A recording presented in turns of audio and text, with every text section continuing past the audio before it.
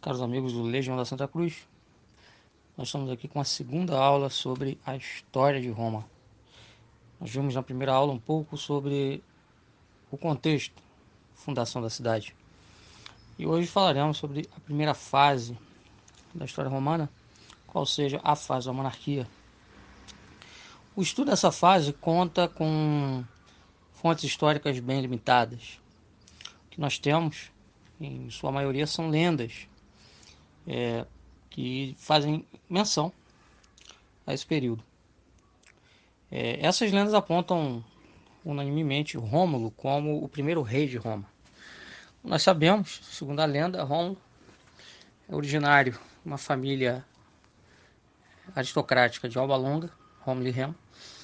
E segundo a mesma lenda, Rômulo e Remo teriam se desentendido no que tange a onde fundar a cidade, de maneira que Rômulo teria matado seu irmão Remo e a cidade vindo a se chamar Roma, justamente em homenagem a Rômulo, o seu fundador e seu primeiro rei.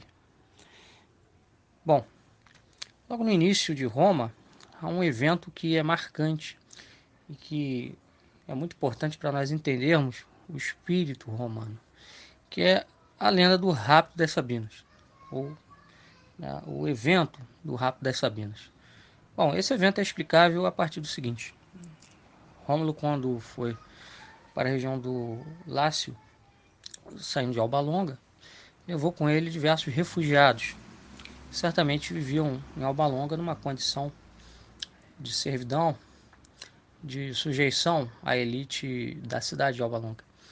E a esperança de uma nova cidade onde pudessem ter mais direitos, terras e, consequentemente, rebanhos também, fazendas, porque esses povos latinos, essas aldeias latinas, essas tribos eram criadoras de rebanhos, fê-los seguir Roma para a região do Aventino, do Palatino, de modo que Rômulo vai formar uma cidade basicamente de homens. E faltavam mulheres. E o rapto das Sabinas se explica a partir disso.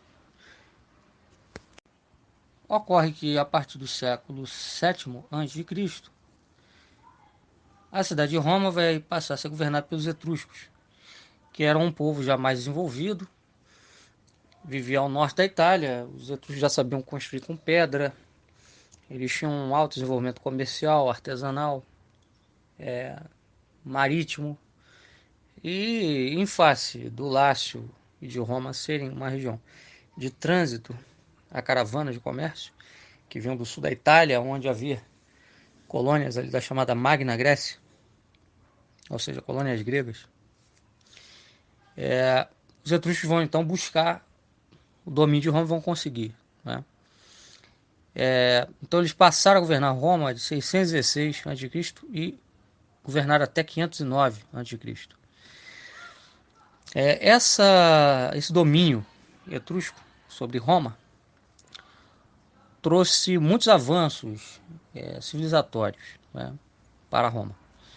Primeiro porque os romanos não sabiam construir com pedra, mas apenas com madeira. Então, os reis etruscos foram três, né? Tarquínio o Antigo, Sérvio Túlio e Tarquínio o Soberbo. Eles implementaram grandes obras públicas, sanearam a região dos pântanos, que ficavam abaixo dos 7 montes das 7 colinas romanas, criando o território onde fica o Foro Romano, onde ficava o Foro Romano, né, o centro de Roma.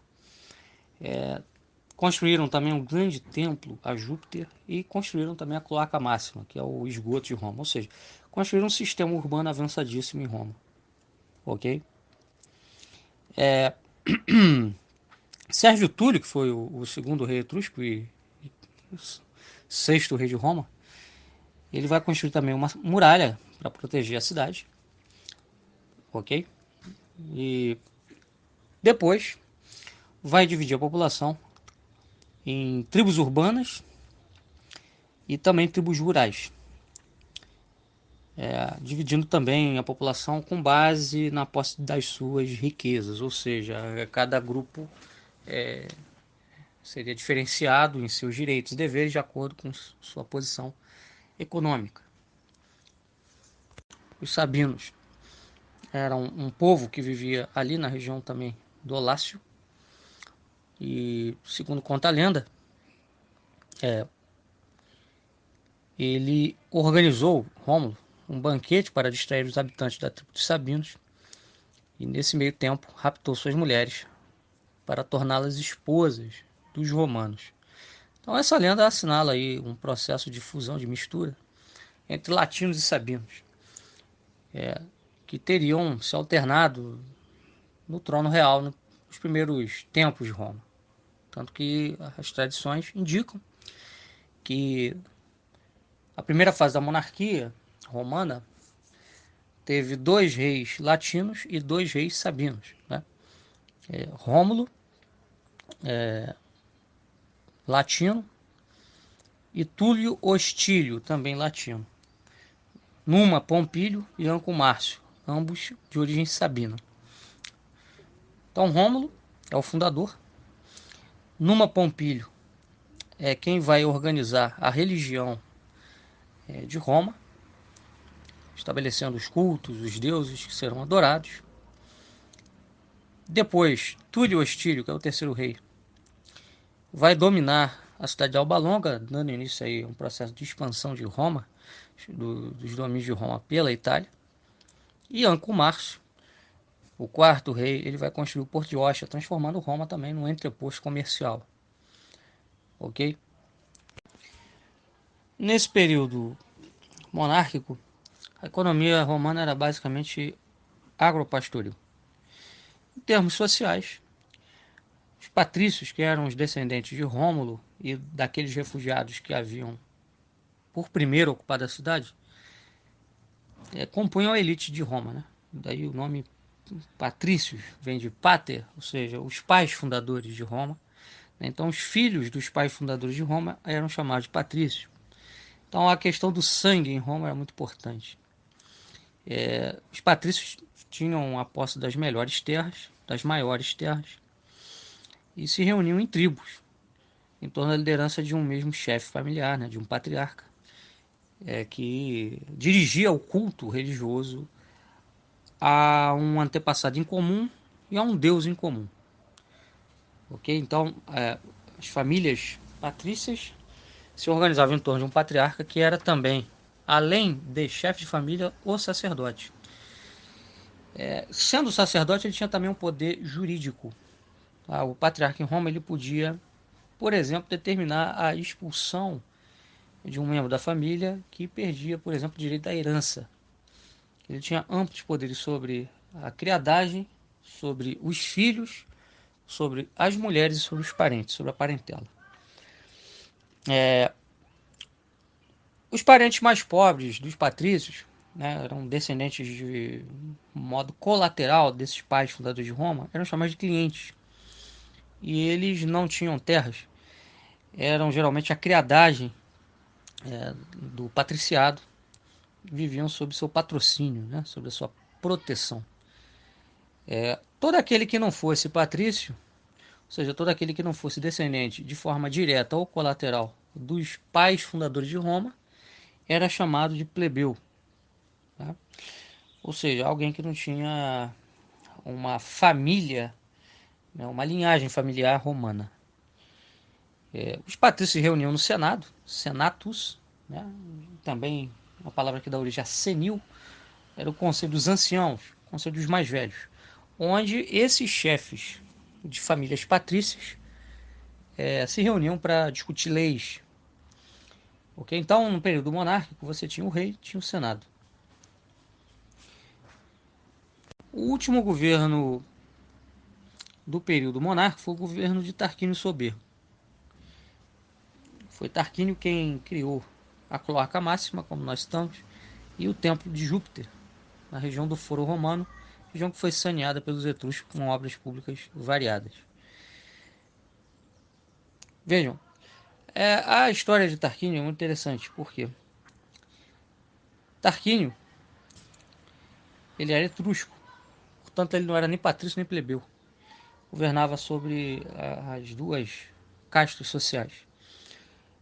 Mas ele começou a se aproximar demasiadamente dos plebeus, a piedade de sua condição de pobreza, e começou a fazer uma divisão de terras, uma espécie de reforma agrária, para melhorar a vida dos plebeus. Os patrícios eram favoráveis ao antigo rei, né, o sexto rei, que era o Sérvio Túlio, tinha sido amplamente favorecido pelo patriciado e a quem Tarquínio Soberbo havia tentado matar. Bom, no meio disso tudo ocorre um evento drástico, trágico, onde seu filho de Tarquínio, sexto Tarquínio, vai tentar violentar Lucrécia. Aliás, tentar não, ele vai violentar Lucrécia, que era filha de um patrício muito importante em Roma. E esses fatos todos vão acabar desencadeando a deposição de Tarquínio o Soberbo. O apoio, a plebe, a tentativa de fazer uma reforma agrária, o fato de ter tentado matar Sérvio Túlio e o fato de seu filho ter violentado Lucrécia acabou gerando um desgaste em sua relação com o patriciado, o que levou a ser depois, ou seja, a ser expulso de Roma. Com a expulsão de Tarquínio, o Senado passa a ser o principal órgão de poder em Roma, acaba a era da monarquia e começa a era da república. Essa transformação também só foi possível graças ao fato que os etruscos, após várias derrotas militares sofridas contra os gauleses e contra os gregos, estavam enfraquecidos, então eles não tiveram como rechaçar a atitude dos romanos no que tange à deposição de Tarquínio o Soberbo. Então, com o fim da monarquia, nós temos o início da república e o início de um amplo domínio patrício na política romana, que vai sofrer diversas mudanças ao longo da evolução da própria República Romana. Isso é tema para a nossa próxima aula.